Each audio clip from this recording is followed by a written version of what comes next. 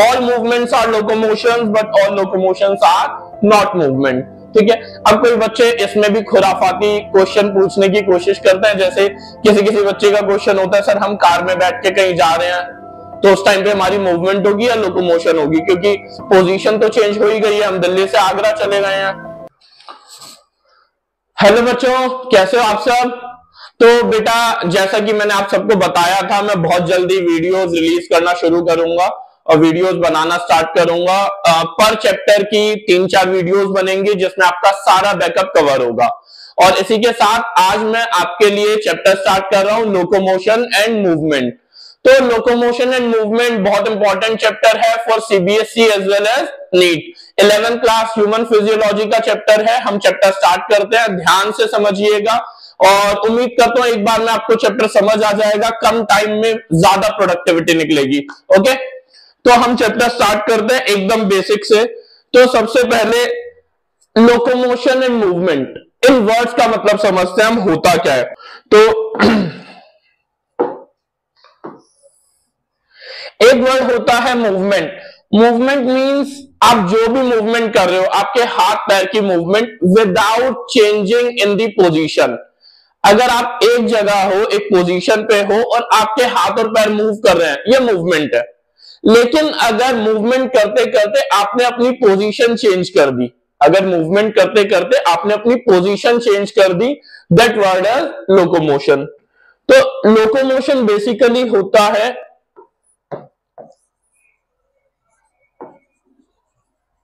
any movement which involves change in the position। तो locomotion is any movement जिसकी वजह से किसी पर्टिकुलर, किसी इंसान की, किसी भी ऑर्गेनिज्म की पोजीशन चेंज हो रही है, दैट इज लोकोमोशन। अब लोकोमोशन एंड मूवमेंट में और डिटेल में जाए तो एक बहुत इंपॉर्टेंट लाइन बनती है, that is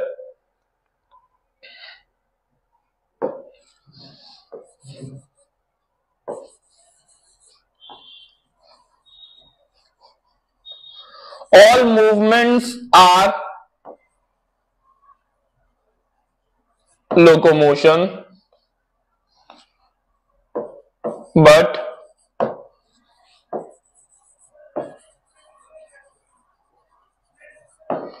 all locomotions are not movements।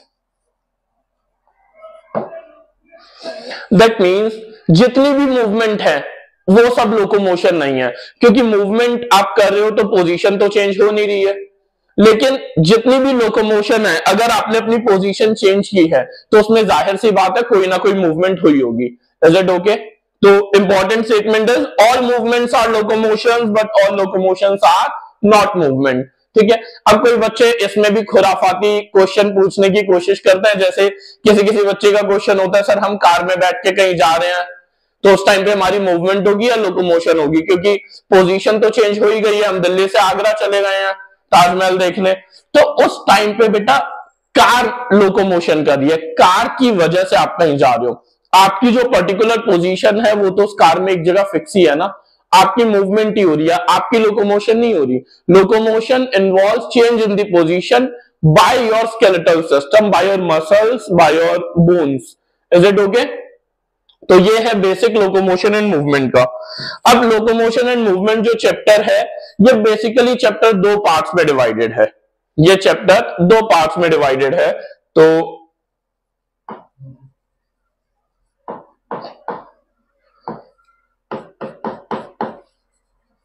Locomotion and movement जो चैप्टर है, it is divided into 2 parts. One part is your skeletal system, जिसमें आप सारी बोन्स, कार्टिलेज के बारे में थोड़ा बहुत ये सब डिटेल पढ़ोगे। And another part is your muscles. तो लोकोमोशन मूवमेंट पे एक आ जाता है आपका मस्कुलर सिस्टम,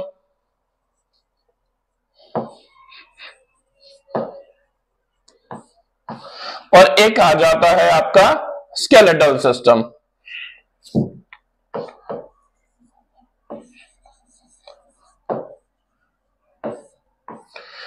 ठीक है, तो अगर इस डायग्राम को आप ध्यान से देखोगे तो इस डायग्राम में देखो ये पिंक वाला जो पोर्शन है इसमें आपकी मसल्स शो की गई है।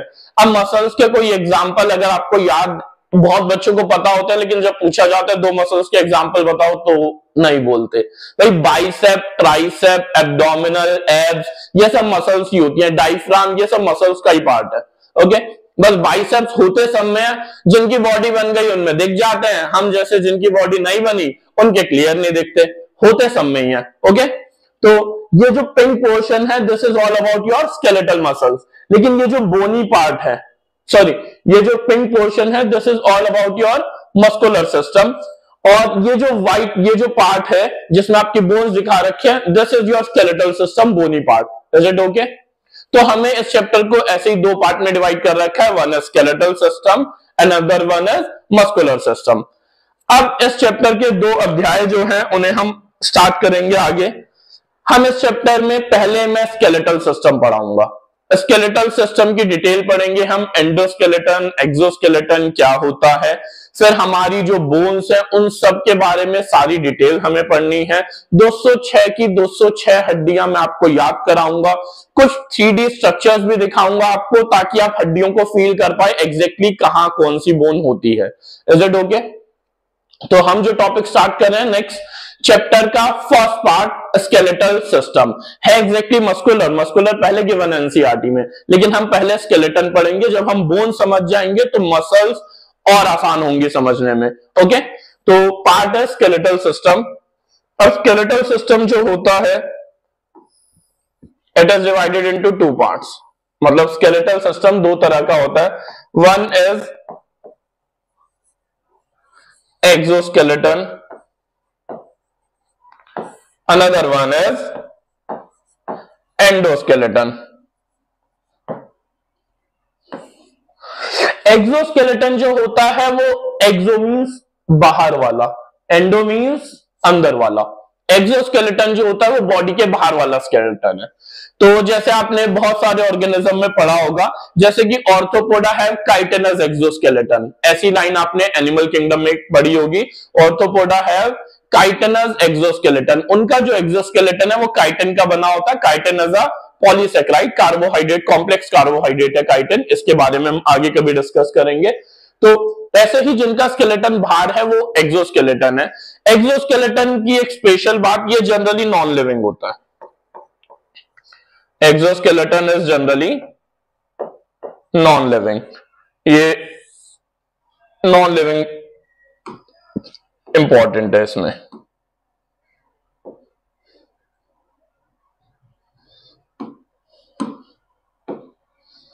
डन, ये हमने हाईलाइट कर दिया और हम वापस आ जाते हैं। और जो एंडोस्केलेटन होता है that is always living. Endoskeleton जो होता है वो लिविंग होता है, एक्सोस्केलेटन जो होता है वो नॉन लिविंग होता है। एक्सोस्केलेटन के बहुत सारे एग्जांपल यहां आपको, जैसे कि मैंने एक बताया काइटिनस एक्सोस्केलेटन, इसके अलावा नेल्स, हॉर्न्स, क्लॉज, ये सब एक्सोस्केलेटन का पार्ट होता है। मैं एग्जांपल लिख देता हूं यहां पे, नेल्स, क्लॉज, हॉर्न्स, और काइटिनस भी बता दिया मैंने ऑर्थोपोडा का। और एंडोस्केलेटन में क्या आ जाता है आपका living part, and that is your bones, cartilages, ये सब। अब हम एंडोस्केलेटन डिस्कस करेंगे बिकॉज ह्यूमन स्केलेटल सिस्टम में एंडोस्केलेटन आता है। ओके, तो हम स्टार्ट करते हैं। Next is human skeletal system. तो ह्यूमन स्केलेटल सिस्टम में हमें हमारी बॉडी का जो स्केलेटन है वो पढ़ना है। अब हमारा जो स्केलेटल सिस्टम होता है इसमें मेजरली हमें दो बातें पढ़नी होती है, one is about bones and another one is cartilages. तो human skeletal system is made up of bones and cartilages. Exact line NCERT की बोलूं तो 206 बोन्स एंड फ्यू कार्टिलेजेस। तो ये एग्जैक्ट लाइन है एनसीईआरटी की। तो बोन्स जो होती हैं, अब bones and cartilages are connective tissue. Bones and cartilages are connective tissue. Connective tissue की खासियत होती है कि इनके जो सेल्स हैं वो किसी मैट्रिक्स में प्रेजेंट होंगे। जैसे ब्लड सेल्स जो होते हैं वो प्लाज्मा मैट्रिक्स में होते हैं, वैसे ही जो सेल्स हैं वो मैट्रिक्स में प्रेजेंट होंगे।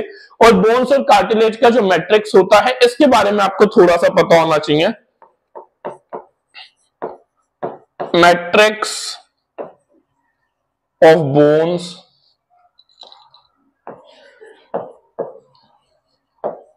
is made up of calcium salts. अब एनसीईआरटी में एग्जैक्ट यही लिखा है, matrix of bones is made up of calcium salt, लेकिन फॉस्फोरस सॉल्ट भी होता है और भी सॉल्ट्स इन्वॉल्व होता है, लेकिन सबसे इंपॉर्टेंट कैल्शियम सॉल्ट होता है। इसके अलावा कार्टिलेजेस का जो स्केलेट मैट्रिक्स है, कार्टिलेजेस का जो मैट्रिक्स है, matrix of cartilages is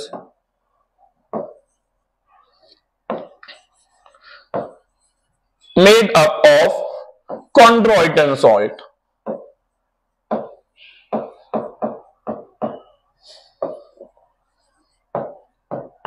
तो इसे हम अंडरलाइन कर देते हैं, ये इंपॉर्टेंट है, calcium salt and chondroitin salt. तो बोन्स का मैट्रिक्स कैल्शियम सॉल्ट से और भी सॉल्ट इन्वॉल्व होते हैं like phosphorus salts and all, और कार्टिलेजेस का मैट्रिक्स कॉन्ड्रोइटिन सॉल्ट से। ये इंपॉर्टेंट बातें हैं। ओके, अब इसके बाद हमें इस चैप्टर में जो पढ़ना है, हमें पढ़ना है 206 जो बोन्स होती हैं उन सब की डिटेल। ये स्केलेटल सिस्टम दिख रहा होगा आपको, ये सारी बोन्स, इन सब बोन्स के नाम मैं आपको याद करवाऊंगा। 206 की 206 हड्डियां। तो अगली बार भगवान ना करे कभी कोई फ्रैक्चर हो, कोई चोट लगे कहीं, तो आपको उस हड्डी का नाम पता हो कि डॉक्टर साहब मेरी कार्पल टूट गई है, या फिर मेरी ह्यूमरस टूट गई है, मेरे ह्यूमरस में दर्द हो रहा है, तो एग्जैक्टली बोन्स का नाम पता होगा आपको। ओके, भगवान ना करे टूटे, लेकिन हाँ पता होना चाहिए नाम। तो हम आगे स्टार्ट कर रहे हैं ह्यूमन स्केलेटल सिस्टम में, और डिटेल पे जाएंगे अब। तो ह्यूमन स्केलेटल सिस्टम में पहले टोटल बोन्स कितनी होती हैं? 206 bones in adults. But important बात, रेड पेन से लिख रहा हूं, 300 बोन्स इन इन्फेंट्स।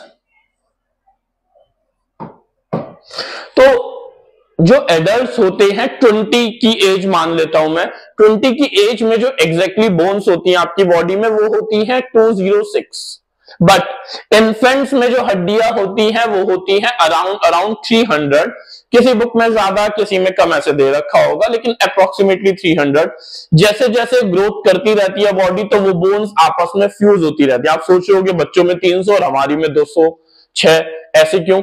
क्योंकि जैसे जैसे आपकी ग्रोथ होती रहती है तो बोन्स आपस में फ्यूज होना शुरू करती है, और बोन्स जो है वो स्ट्रांग होती रहती हैं फ्यूज होने के बाद। ठीक है, तो इसीलिए बच्चों में 300 हड्डियां, लेकिन बड़ों में 206। अब बात यह है कि हमें इन सारी हड्डियों का नाम याद करना है। तो पहले मैं आपको हम सिंपल ऐसे करते थे ना बचपन में, जब कोई इंसान बनाना होता था तो जल्दी जल्दी जब बनाते थे हम ऐसे बना देते थे, ये पुतला टाइप। इस पुतले से समझो तो जो आपकी बॉडी का मेन स्केलेटन है ना, ये जो मेन स्केलेटन है, ऐसे दिखा रहा हूं, ये जो मेन सिस्टम है, जो मेन ढांचा है, central framework, that is called as axial skeleton. और जो इसकी अपेंडेजेस हैं जो बाहर की तरफ निकले हुए हैं, हाथ पैर, वो आते हैं एपेंडिकुलर स्केलेटन में। तो ऐसे ही human skeleton is divided into 2 parts. तो यहां पे लिख रहा हूं मैं,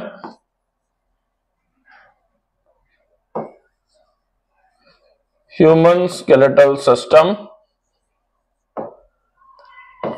divided into 2 parts. One is axial skeleton and another one is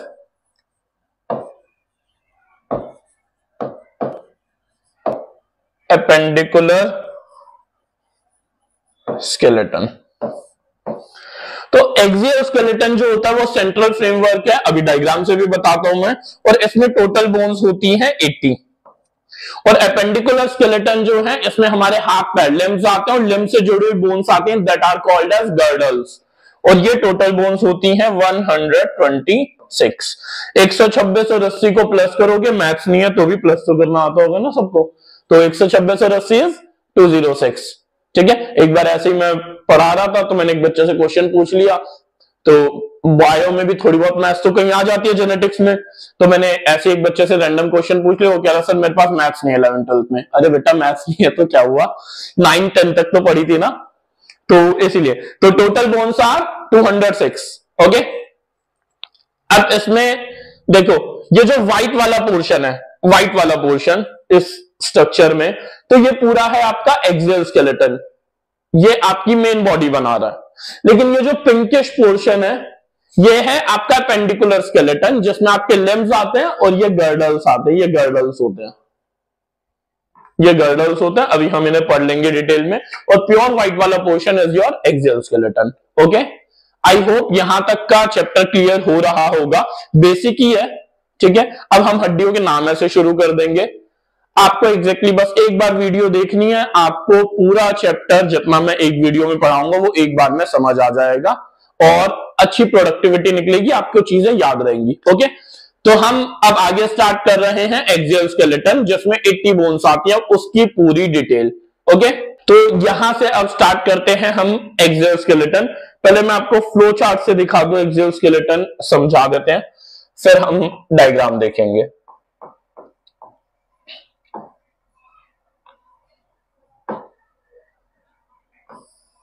axial skeleton में टोटल बोन्स कितनी 80, इन सब बोन्स की डिटेल पढ़नी है। तो एक्सियल स्केलेटन में जो 80 हड्डियां आती हैं उसमें सबसे पहले जो हम वर्ड लिखते हैं वो लिखते हैं स्कल स्केलेटन।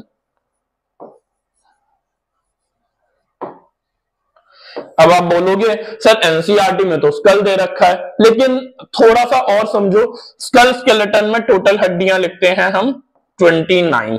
ठीक है, अब आप सोचोगे एनसीईआरटी में तो सर स्कल 22 हड्डियां दे रखा है। भाई एक बार समझ लो इसे, फिर वो जो एनसीईआरटी में क्या है और यहां पे क्या है वो कंफ्यूजन क्लियर हो जाएगी। ओके, तो स्कल स्केलेटन टोटल है 29। ये जो टोटल स्कल स्केलेटन में 29 है, इसमें आती है स्कल। अब मैं बता रहा हूं आपको, स्कल स्कल में हड्डियां होती हैं 22, जिसमें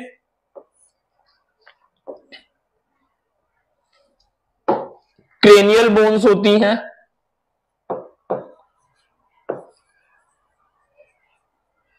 8 और फेशियल बोन्स होती हैं 14। तो क्रेनियल और फेशियल बोन्स मिला के हो गई 22 और स्कल में हो गई 22 हड्डियां, यही तो गिवन है एनसीईआरटी में। तो सर आपने स्कल स्केलेटन क्यों लिया, क्योंकि स्कल स्केलेटन में और भी हड्डियां आती हैं, that is ear ossicles. Ear ossicles में कान की हड्डियों में आती हैं टोटल हड्डियां, एक कान में 3, तो 2 कान में कितनी हो गई 6। एक कान में हड्डी है 3, तो 2 कान में टोटल हड्डी कितनी हो गई 6। ये जो मैंने पकड़ा है ये हड्डी नहीं है, ये कार्टिलेज है। हड्डी अंदर मिडल ईयर की तरफ होती है। ओके, एक्सटर्नल ईयर में कोई बोन नहीं होती। ईयर ऑसिकल के अलावा एक और होता है, दैट इज हायोइड। हायोइड भी स्कल स्केलेटन में इन्वॉल्व करते हैं और ये होती है 1 सिंगल। स्पेशल बात, hyoid is the only bone which is not attached to any other bone. Hyoid शरीर की एक लौती हड्डी है जो किसी और हड्डी से जुड़ी हुई नहीं होती। नीट का क्वेश्चन है। ओके, तो ये हो गई आपकी हायोइड। अब गिन लेते हैं 22, 6, 28 और 29 टोटल हो गए। जिन्हें हिंदी में नहीं समझ आता तो 22, 6 and 1 combining is 29। Is it okay? तो टोटल स्कल स्केलेटन की ये 29 हड्डियां हैं। अब ईयर ऑसिकल में हमें नाम भी याद रखना है भाई, ईयर ऑसिकल्स में हमें नाम भी याद रखना है। तो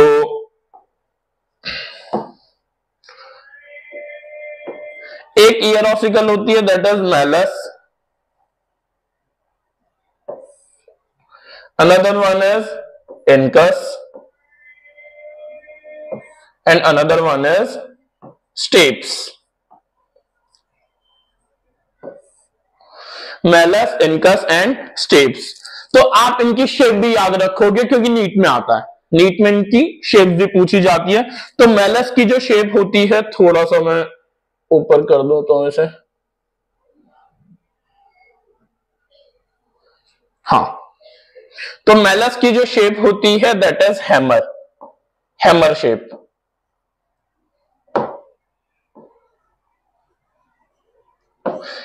इसकी होती है एनविल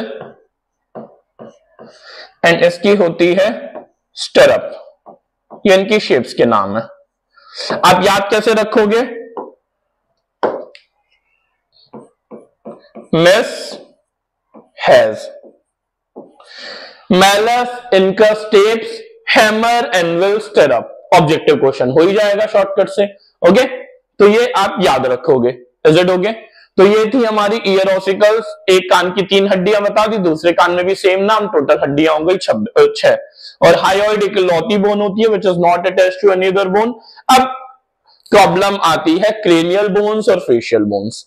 आधे बच्चों का तो क्वेश्चन यही रहेगा, सर क्रेनियल बोन और फेशियल बोन के नाम तो एनसीईआरटी में प्योरली गिवन नहीं है, याद करें या ना करें। भाई क्रेनियल बोन और फेशियल बोन्स के नाम सारे एनसीईआरटी में गिवन नहीं है, लेकिन हाँ कुछ नाम एनसीईआरटी में गिवन है डायग्रामेटिकली। डायग्राम जो स्केलेटल सिस्टम का पहला पेज है एनसीईआरटी में, उसमें स्कल का स्ट्रक्चर बना हुआ है और उसमें लगभग सारी क्रेनियल बोन और फेशियल बोन भी 70% गिवन है। तो बेटर है कि आप सारा याद कर लो। ऑलरेडी सिलेबस रिड्यूस हो चुका है, तो थोड़ा एनसीईआरटी की गहराइयों से क्वेश्चन आएंगे। तो जितने चैप्टर्स आ रहे हैं उन्हें 1000% अच्छे से करके जाना है। ओके, तो क्रेनियल बोन्स और फेशियल बोन्स की हमें डिटेल पढ़नी है। तो क्रेनियल बोन्स की हम डिटेल स्टार्ट कर रहे हैं।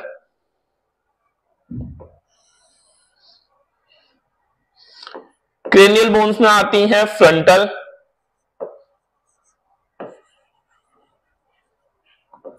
फ्रंटल के बाद पैराइटल, टेम्पोरल,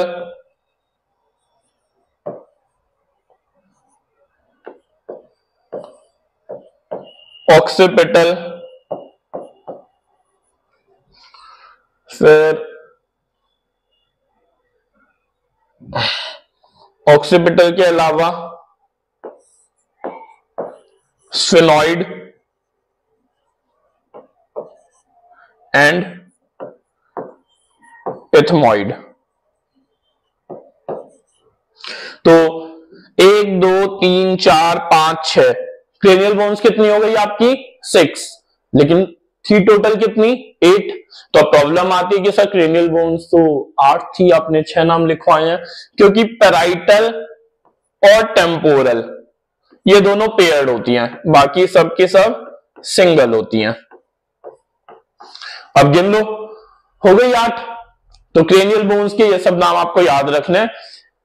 पी से पेयर, टी से टू, सिर्फ यही 2 हड्डियां होती हैं जो 2 होती हैं। पी से पेयर, पेयर का मतलब भी 2 होता है, और टी टेम्पोरल मतलब ये 2। बस यही 2 हड्डियां 2 होती हैं, बाकी सारी हड्डियां 1 होती है। Is it okay? तो ये है आपके क्रेनियल बोन्स के नाम। अब हम स्टार्ट करते हैं इसी से, यहां फेशियल बोन्स के नाम।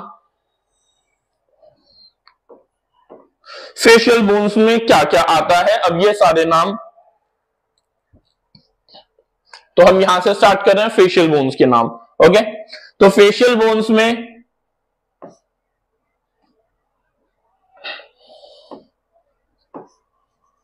सारे नाम मैं बता देता हूं आपको। जाइगोमैटिक,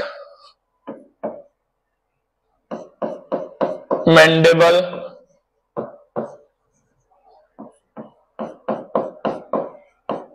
मैक्सिला, नेजल,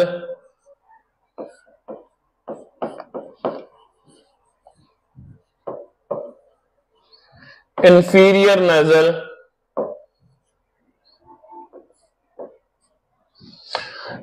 3 और 2 5। इसके अलावा हो गई आपकी लेक्राइमल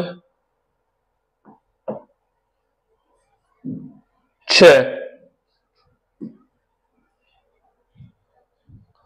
तो फेशियल बोन्स में zygomatic, mandible, maxilla, nasal, inferior nasal, lacrimal, palatine and vomer. तो टोटल हो गई फेशियल बोन्स आपकी 8। अब इसमें से सारी की सारी फेशियल बोन्स पेयर्ड होती है except two, one is vomer, another one is mandible, और सबको हम कर देंगे पेयर्ड।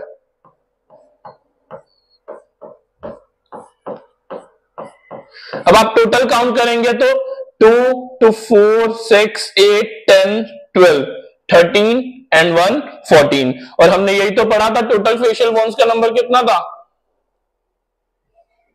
14। तो क्रेनियल बोन्स, फेशियल बोन्स ये सब कंप्लीट हुआ आपका, और ईयर ऑसिकल्स कंप्लीट हुए, और इसी के साथ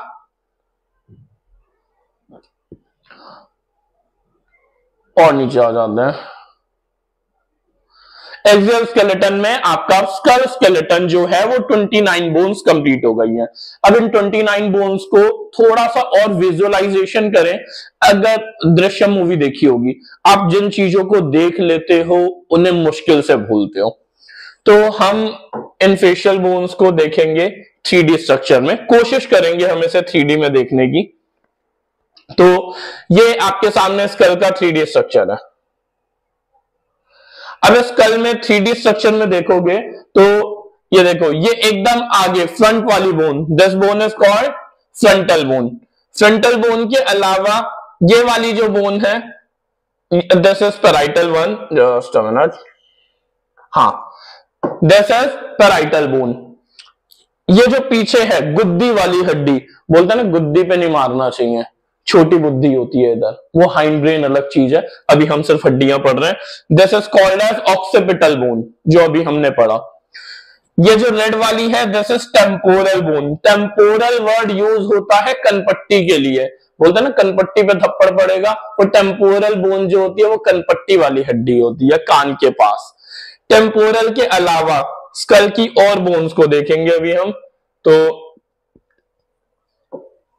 अब ये वाली हड्डी देखो, this one is sphenoid bone, yellow वाली जो बोन है दिस इज स्फेनॉइड।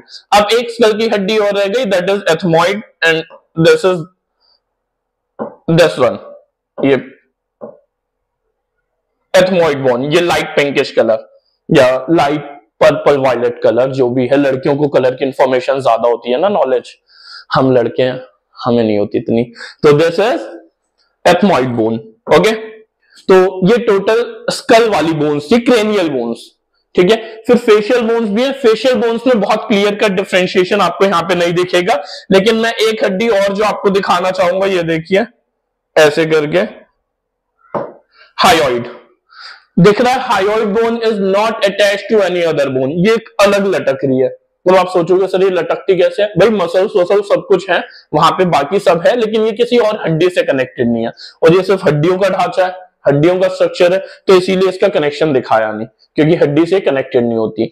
हमारी जो जीभ है, tongue, tongue is connected to hyoid bone. हमारी जो टंग है, इसका जो बेस है वो कहीं ना कहीं हायोइड बोन से कनेक्टेड होता है, और हायोइड किसी हड्डी से कनेक्टेड नहीं होती, मसल वसल सबसे कनेक्टेड होती है। Is it okay? तो ये था आपका स्कल स्केलेटन, जिसमें आपकी क्रेनियल बोन्स हो गई, फेशियल बोन्स हो गई। हम वापस आते हैं। स्कल स्केलेटन की 29 हड्डियां ओवर करने के बाद हम आगे बढ़े तो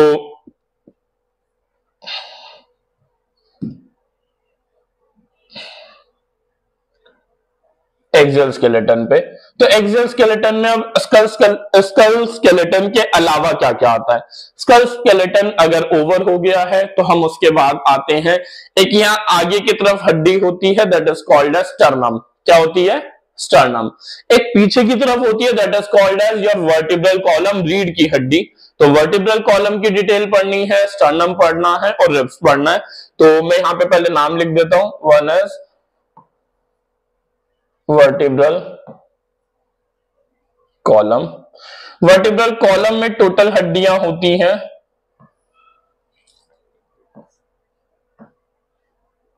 33, ठीक है। सर्वाइकल 7, थोरेसिक 12, अभी नाम लिखूंगा, सर्वाइकल 7, थोरेसिक 12, फिर sacrum, lumbar, sacrum, coccyx. Cervical 7, thoracic 12, फिर लंबर, सैक्रम, कॉकिक्स। तो ये सब 33 होती हैं, लेकिन ये ना फ्यूज्ड होके हो जाती हैं 26। वर्टिब्रल कॉलम में टोटल बोन्स आर 33, लेकिन वो फ्यूज होके हो जाती हैं 26। अब उन बोन्स के नाम हम यहीं लिख लेते हैं। तो सबसे पहली आती है सर्वाइकल। Cervical vertebra are 7। और इंपॉर्टेंट स्टेटमेंट नीट की, जब मैं टॉपिक ओवर करा दूंगा तो नीट की कुछ इंपॉर्टेंट स्टेटमेंट्स लिख दूंगा, उसके अलावा आपको कोई दिक्कत नहीं आएगी। तो सर्वाइकल जो होती है 7 होती है, और ये 7 इन ऑलमोस्ट ऑल मैमल्स होती है। क्वेश्चन आता है कि जिराफ, बफेलो, ह्यूमंस और डियर को ये एक और जानवर ले लेंगे, मैमल ले लेंगे, कोई सा भी पूछेंगे इनमें सर्वाइकल वर्टिब्रा सबसे ज्यादा किस जानवर में है। तो बहुत बच्चे जिन्होंने अच्छे से नहीं पढ़ी एनसीईआरटी तो दिमाग में आएगा जिराफ, गर्दन लंबी होती है तो उसमें ज्यादा होनी चाहिए, ठीक है। लेकिन आंसर एक ऑप्शन दे रखा होगा नन ऑफ दी अबव, क्योंकि ऑलमोस्ट सब मैमल में सर्वाइकल 7 ही होती है। Is it okay? सर्वाइकल के बाद जो आती है दैट इज थोरेसिक। सर्वाइकल के बाद जो हड्डी आती है दैट इज थोरेसिक। थोरेसिक होती है 12 थोरेसिक वर्टिब्रा। थोरेसिक के बाद आती है lumbar, lumbar are 5, then sacrum, sacrum are again 5, लेकिन ये फ्यूज होके एक हो जाती है। एंड लास्ट में कॉकेक्स और कोकाइजियल जो होती हैं 4, लेकिन फ्यूज होके ये भी एक हो जाती हैं। तो अगर मैं बिफोर फ्यूजन, फ्यूजन से पहले मींस इन्फेंट्स में काउंट करूं तो 7 और 12 19, 5 24 और 5 29 और 4 33। लेकिन आफ्टर फ्यूजन काउंट करूं तो 7 और 12 19, 5 24, 1 25 एंड अनदर वन इज 26। तो ये है आपकी टोटल वर्टिब्रल कॉलम। अभी इसका भी मैं स्ट्रक्चर आपको दिखाऊंगा। तो विजुअलाइजेशन विजुअलाइजेशन ज्यादा जरूरी है, ठीक है। तो वर्टिब्रल कॉलम के अलावा जो बोन आती है वन है स्टर्नम। स्टर्नम जो होती है वो फ्रंट में होती है, जहां एग्जैक्टली आप टाई बांधते हो। तो जहां एग्जैक्टली आप टाई बांधते हो दैट इज स्टर्नम। और स्टर्नम जो बोन होती है वो होती है सिंगल यहां पे, इसलिए इसका दूसरा नाम किसी किसी बुक में आपको दे रखा होगा टाई बोन, वरना इसे ब्रेस्ट बोन भी बोला जाता है। और इसका काउंट है 1, ठीक है। तो यहां पे हमने पढ़ी 29 and 1 30 and 26 is around 56। 30 and 26 is 56, बच गई है आपकी 24 हड्डियां। और वो 24 की 24 बोन्स आती हैं हमारी रिब्स में। And next one is ribs. Ribs में आती है there are 12 pair of ribs. तो 12 पेयर हो गई टोटल बोन्स 24। और यहां पे आपका एक्सोस्केलेटन की हड्डियां 80 काउंट समझ आ गया। अभी हमें रिब्स की डिटेल भी पढ़नी है, तो मैं रिब्स की डिटेल नेक्स्ट स्लाइड पे पढ़ा रहा हूं ज्यादा। तो रिब्स की डिटेल नेक्स्ट स्लाइड पे हम स्टार्ट करते हैं। तो रिब्स कितनी है आपकी 12 पेयर दैट इज 24। अब जो 12 पेयर रिब्स है ये रिब्स डिवाइडेड है 3 तरह में। One are true ribs.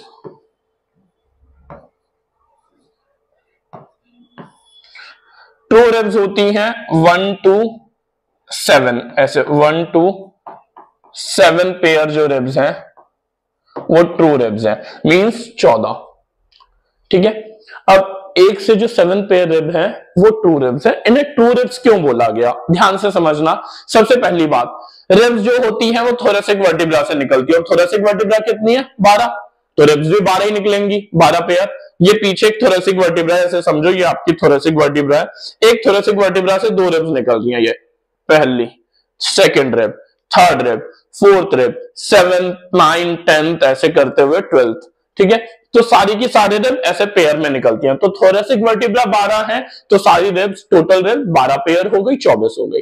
जो शुरू की 7 रिब्स है ना 1 to 7 वो थोरेसिक वर्टिब्रा से निकलती है और आगे आके स्टर्नम से अटैच हो जाती है directly with the help of hyaline cartilage. तो शुरू की जो 7th रिब है these are attached to sternum directly with the help of hyaline cartilage। तो अभी डायरेक्टली और इनडायरेक्टली का मतलब 1 मिनट में समझ आ जाएगा, पहले इसके बारे में लिख देते हैं। तो these ribs are directly attached to sternum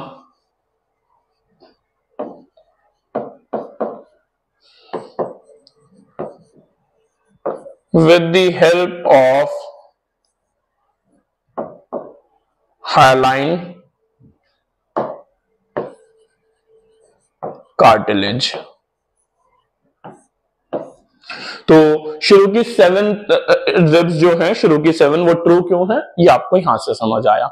अब इसके बाद next is false ribs, also called as vertebrochondral ribs। false और vertebrochondral ribs जो होती हैं, these are 8th, 9th and 10th, 8th, 9th and 10th। तो ये 3 हो गई, 3 पेयर मींस 6।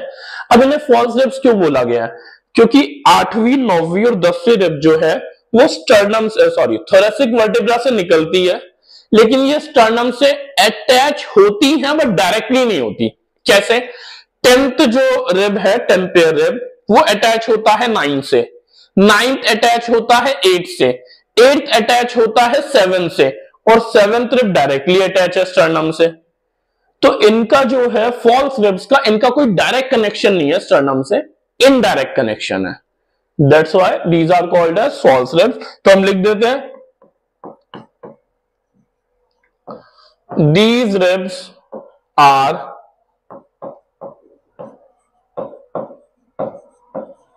indirectly attached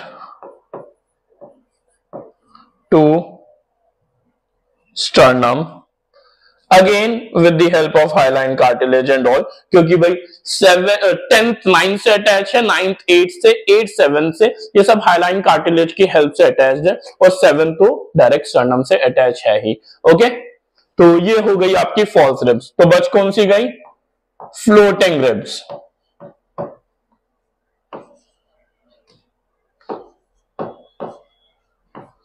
ये होती है 11th एंड 12th पेयर, ये होती है 11th and 12th pair.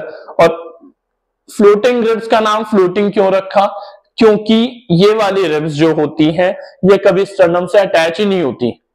Floating ribs कभी स्टर्नम से अटैच ही नहीं होती, ये हैंगिंग रहती हैं, ये हैंग्ड रहती हैं, लटकी हुई रहती हैं। तो these are not attached to sternum. उससे पहले इनका एक और नाम होता है, दैट इज गोरिल्ला रिब्स। तो यहीं पे लिख देता हूं मैं गोरिल्ला रिब्स। फ्लोटिंग रिब्स को गोरिल्ला रिब्स भी बोलते हैं, और इसके लिए लाइन क्या है? These are not attached to sternum, ये स्टर्नम से अटैच ही नहीं होती हैं। तो अब देखिए आपकी 80 हड्डियां काउंट करा देते हैं।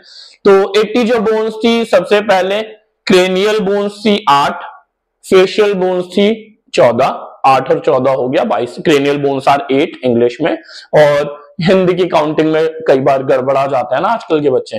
तो cranial bones are 8, facial bones are 14, 22, हायोइड 1, 23, ईयर ओसिकल की 6 हड्डी, 3 इधर 3 इधर, 29, एक हो गई स्टर्नम 30, फिर आपकी रिब्स हो गई 26, 30 एंड 26 आर 56, और बाकी की हो गई 24 आपके रिब्स। तो 56 एंड 24 है 80।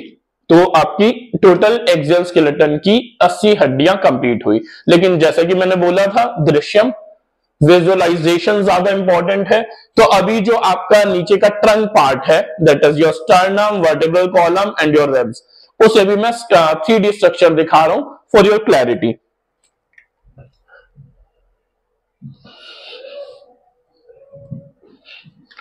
तो थोड़ा सा बैक जाते हैं।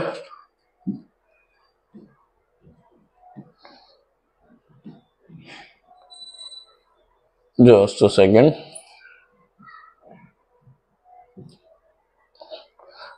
ये रहा आपका ट्रंक पार्ट। ओवरव्यू से देखते हैं तो ये देखिए, ये ऐसा स्ट्रक्चर है। ये आपके रिब स्टार्ट हुई है, सॉरी ये आपकी वर्टिब्रल कॉलम स्टार्ट हुई है। तो वर्टिब्रल कॉलम में स्टार्टिंग में तो हम इसे ऐसे समझते हैं। तो स्टार्टिंग की जो वर्टिब्रा थी, ये जहां तक रिब्स नहीं निकल रही हैं, जहां पे रिब्स नहीं निकल रही हैं तो वो सब है सर्वाइकल। फिर जहां जहां से रिब्स निकल रही हैं वो क्या हो गई आपकी, ये वाली वर्टिब्रा, ये हो जाएंगी आपकी थोरेसिक।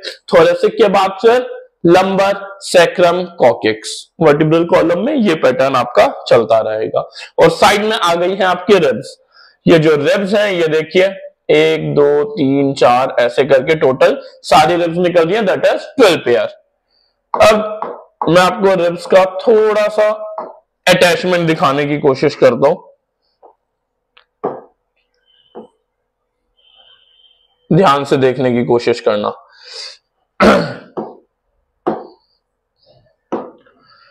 ये देखो, first, second, third, fourth, fifth, sixth, seventh.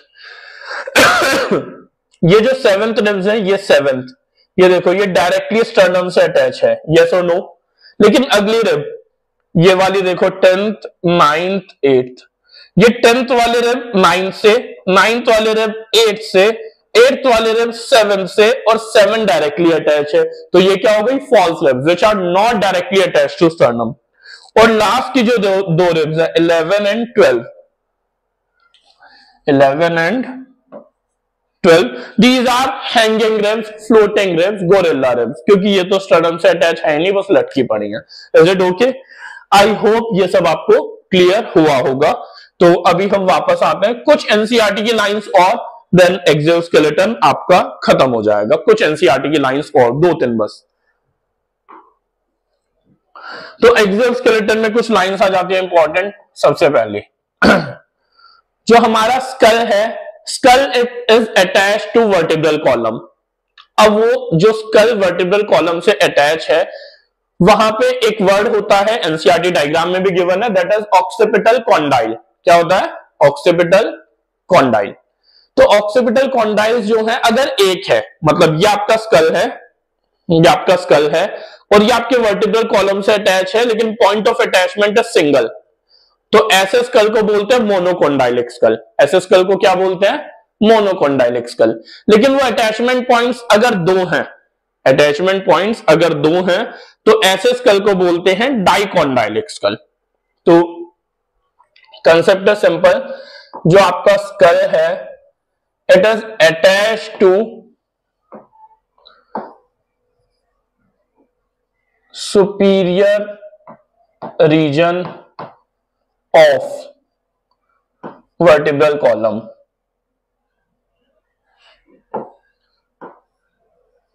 vertebral column। और यहां पे जो वर्ड आता है अटैचमेंट के लिए वो आता है कॉन्डाइल। पूरा नाम लिखें तो इट इज ऑक्सिपिटल। अब ऑक्सिपिटल कॉन्डाइल अगर एक है तो इट इज मोनोकोंडाइलिक स्कल, और अगर अटैचमेंट पॉइंट दो है तो it is dicondylic school.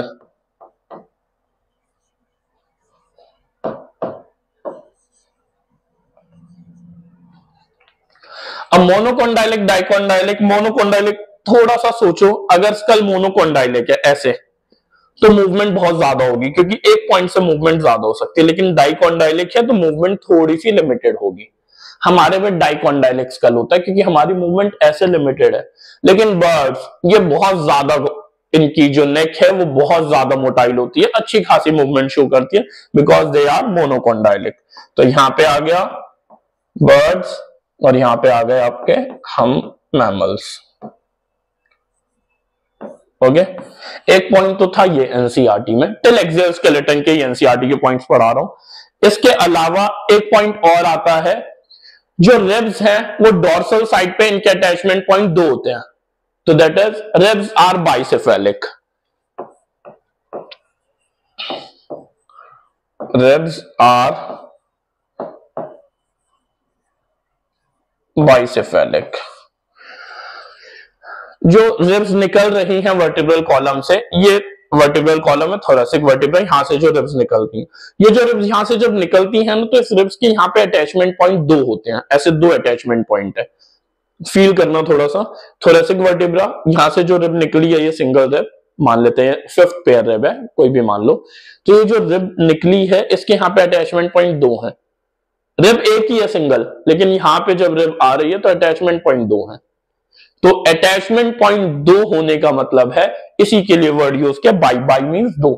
Ribs are bicephalic. Is it okay? Axial skeleton तक, यहां तक एनसीईआरटी प्लस सीबीएसई नीट हर एक पॉइंट आपका कवर हो चुका है, कोई भी पॉइंट मिस नहीं हुआ है। तो आप ये वीडियो देख के अगर नोट्स बनाओगे और एक बार अच्छे से पढ़ोगे तो आपके ये 2 पेजेस एनसीईआरटी के 1000% अच्छे से कवर हो गए हैं। ओके, नेक्स्ट वीडियो में आपको एपेंडिकुलर स्केलेटन कंप्लीट और जॉइंट्स वाला टॉपिक कंप्लीट आपको मिलेगा।